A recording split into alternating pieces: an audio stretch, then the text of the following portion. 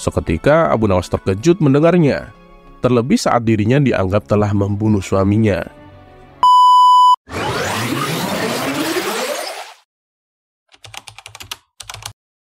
Suatu ketika, ada salah satu warga yang suaminya menderita penyakit batuk dalam waktu yang cukup lama.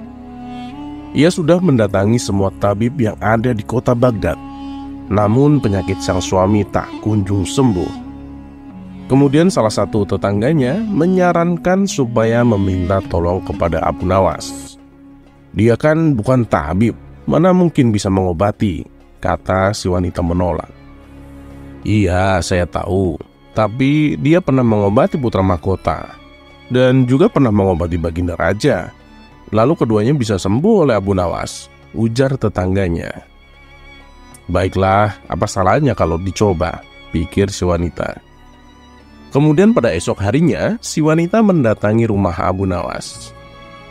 Tuan Abu, sudilah kiranya Tuan Abu menyembuhkan penyakit saya, kata si wanita dengan menangis terseduh-seduh. Memangnya suami Anda sakit apa? Tanya Abu Nawas. Suami saya telah lama menderita penyakit batuk. Sudah banyak tabib yang saya datangi, tapi penyakit suami saya tak kunjung sembuh, jawab si wanita. Loh, saya ini kan bukan tabib. Saya tidak tahu caranya menyembuhkan, balas Abu Nawas. Tapi kata tetangga saya, Tuan Abu pernah mengobati sang putra mahkota dan mengobati baginda raja, dan kedua-duanya bisa sembuh oleh Tuan Abu, ujar si wanita. Kalau itu masalahnya beda lagi. Waktu sang pangeran jatuh sakit, penyakitnya karena sedang jatuh cinta. Sedangkan penyakit yang diderita baginda raja karena baginda kurang berolahraga.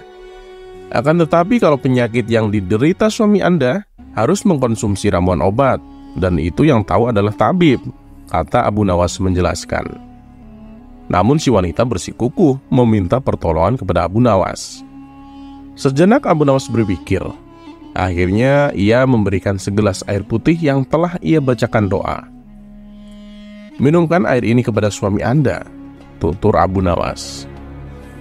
Apakah hanya dengan air ini batuk suami saya akan sembuh? Tanya si wanita agak ragu-ragu.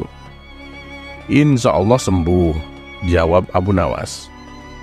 Maka sambil membungkuk-bungkuk tanda berterima kasih, wanita itu membawa air tersebut pulang ke rumahnya dan meminumkannya kepada suaminya. Beberapa minggu kemudian, wanita itu datang lagi kepada Abu Nawas, seraya marah-marah. Setelah minum air pemberian Tuan, suami saya bukannya sehat kembali, tapi justru meninggal dunia. Tuan adalah pembohong yang licik, ujar wanita itu dengan suara lantang. Seketika Abu Nawas terkejut mendengarnya, terlebih saat dirinya dianggap telah membunuh suaminya. Padahal air putih yang ia berikan adalah air putih biasa yang telah ia bacakan doa untuk kesembuhan suaminya. Setelah keadaan si wanita mulai tenang, Abu Nawas kemudian berkata, "Maaf Bu, soal mati itu bukan wewenang saya, sebab ajal berada di tangan Tuhan. Saya hanya menyatakan dengan meminum air saya, penyakit batuk suami ibu insya Allah sembuh." Si wanita membalas, "Tapi kenyataannya suami saya malah meninggal," sergah si wanita. "Sabar dulu Bu. Setelah suami ibu meninggal, apakah ia masih batuk?" tanya Abu Nawas membela diri. "Tentu saja tidak. Mana ada orang mati masih bisa batuk," ujar si wanita. "Nah itu maksud saya, batuknya sembuh bukan? Adapun akhirnya suami ibu meninggal dunia, begitulah memang akhir hidup setiap insan.